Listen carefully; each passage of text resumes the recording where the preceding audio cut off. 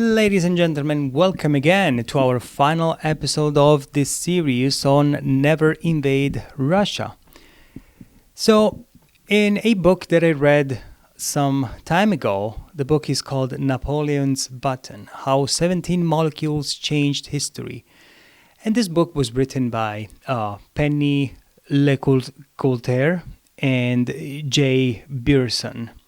So the authors explore how certain chemical compounds and molecules have shaped history. They focus on 17 molecules, each with its own story, and show how they impacted key moments in history, from medicines to materials like tin, salt, silk, which influence wars, trade, and technological advances. One of the most intriguing and controversial ideas explored in the book is the theory that tin buttons on Napoleon's soldiers' uniforms may have contributed to his defeat in Russia. According to this theory, the extreme cold in the Russian winter caused the tin buttons on the soldiers' coats to deteriorate. This would have left them unstable to fasten their coats properly, further adding to their suffering, because if you lose all your buttons in the uniforms, you're unable to fight properly because you're repairing yourself from the cold, therefore you're unable to fight. The science behind this theory is based on the behavior of tin at low temperatures. Now, tin exists in two forms, or allotropes: beta tin, which is stable at room temperatures, and alpha tin, which is stable below 13 degrees Celsius.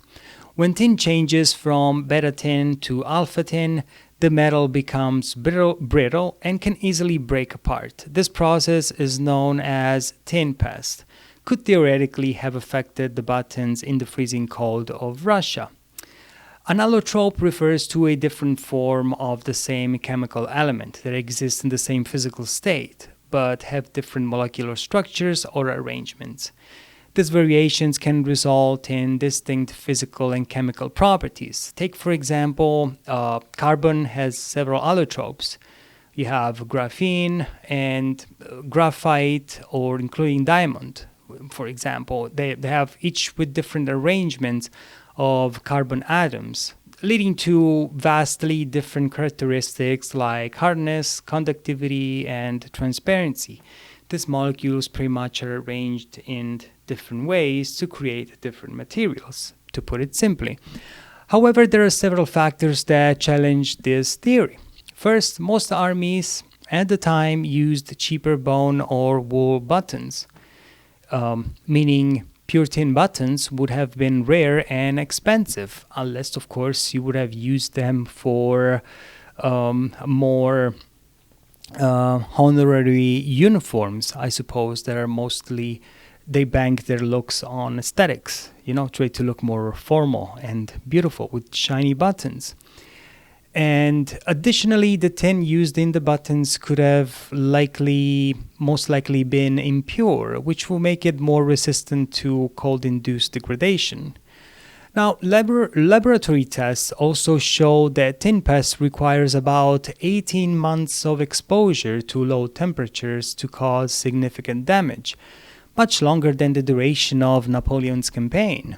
And last, there is no historical evidence to support the idea that soldiers struggle with disintegrating buttons. Accounts from the time do not mention this as a problem, and experiments show that the tin pest process is slow, even in cold conditions. So while the theory is fascinating, it seems unlikely that the buttons had any significant role in Napoleon's defeat in Russia.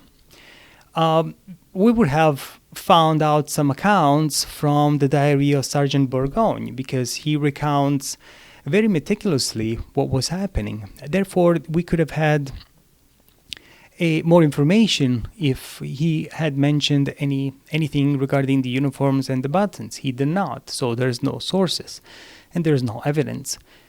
But concluding on this series, looking back on the life of Napoleon Bonaparte, we see a man whose ambition had no limits, a man driven not only by the desire for power, but by the need to leave a lasting mark on history. He wasn't just seeking to lead, he was determined to prove himself, to show the world that he could shape the world in his image.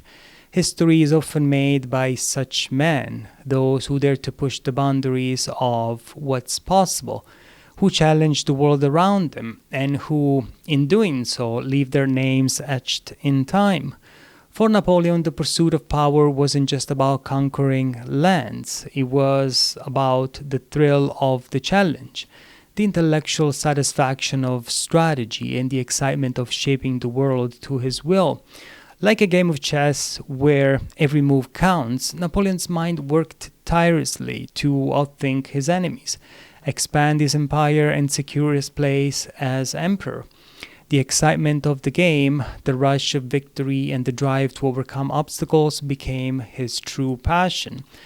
But perhaps in the end, Napoleon had simply run out of luck. The world of battles and wars was changing around him, and he didn't realize it. His blunder in Russia stands as the clearest example of how he began to believe he was immune to defeat. His relentless ambition blinded him to the crucial factors that could bring him down, things like the harshness of the weather, the suffering of his men, and the limits of his army. His confidence in his own genius led him to underestimate the challenges he faced, and in doing so, he made fatal miscalculations, fatal mistakes.